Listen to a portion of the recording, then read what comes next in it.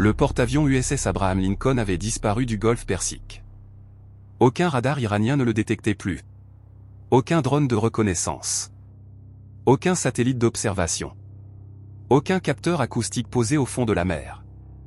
Le radar côtier d'Hormozgan avait perdu sa trace à 22 h, heure locale. Les drones qui le suivaient avaient cessé de capter sa signature électromagnétique 40 secondes plus tard. Le satellite d'observation iranien avait enregistré sa dernière position connue à 22 h 01. Et les capteurs acoustiques passifs avaient cessé de percevoir le schéma de cavitation caractéristique de ses propulseurs à 22 h 03.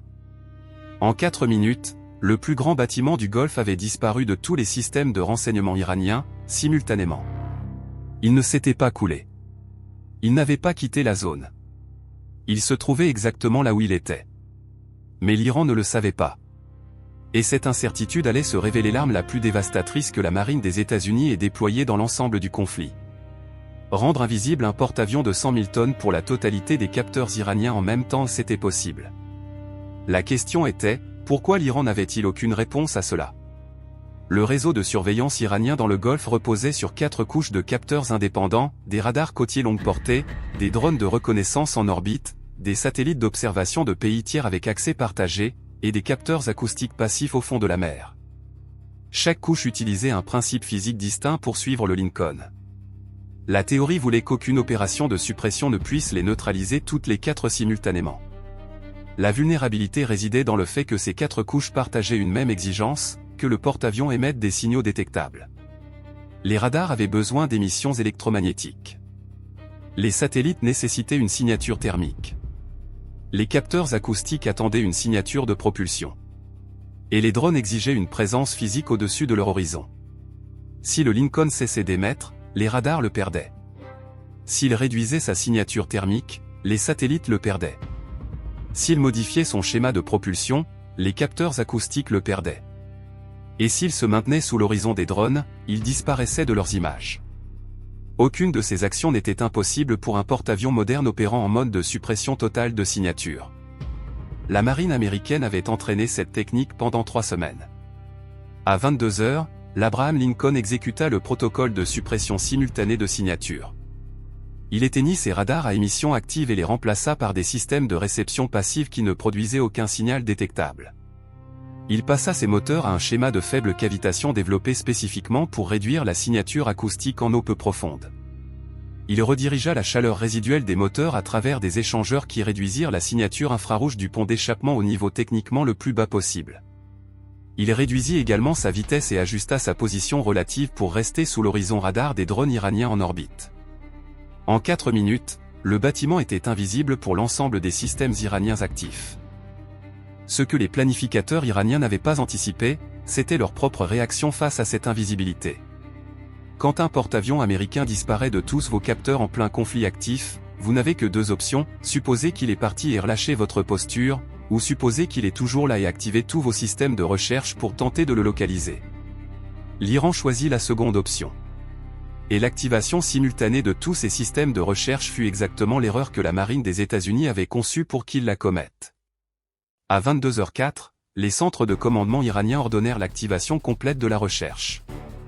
Les radars côtiers portèrent leur puissance d'émission au maximum pour étendre leur portée de détection.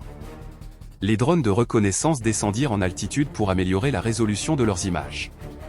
Les installations de communication côtière commencèrent à transmettre en haute densité, coordonnant la recherche entre secteurs.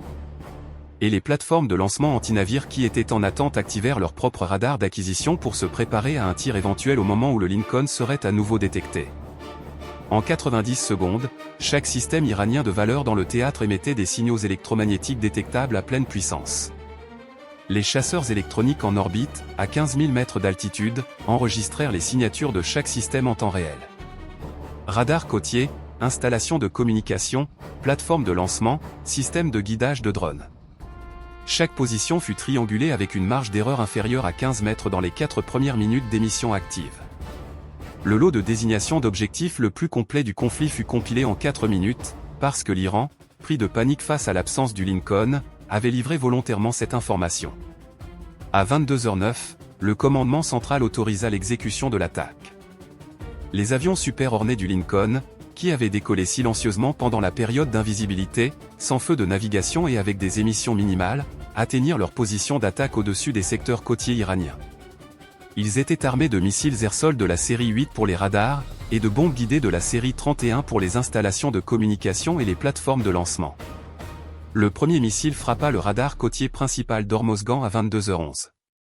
Le second toucha l'installation de communication de coordination de recherche à 22h11 et 8 secondes.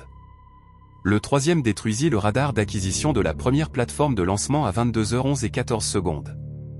Simultanément, les sous-marins de classe Virginia lancèrent des missiles antinavires contre des installations plus profondes que les missiles de la série 8 ne pouvaient atteindre.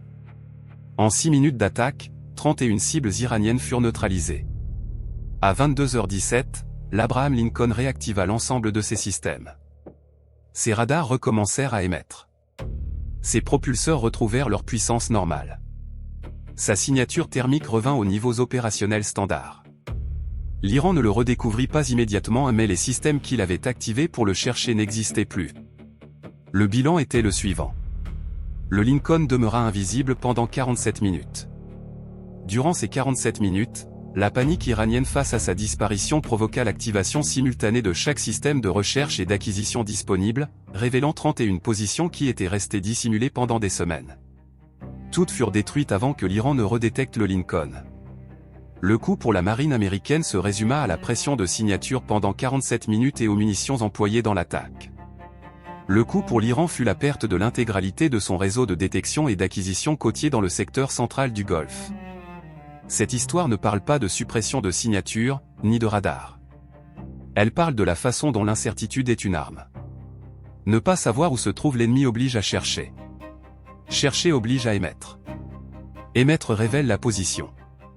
Et révéler sa position dans un conflit où des chasseurs électroniques orbitent à 15 000 mètres, c'est remettre soi-même un dossier complet de désignation d'objectifs à l'adversaire. L'Iran n'a pas perdu ses systèmes parce que la marine américaine les avait trouvés. Il les a perdus parce que l'Iran les avait allumés pour chercher quelque chose qu'il ne parvenait pas à localiser.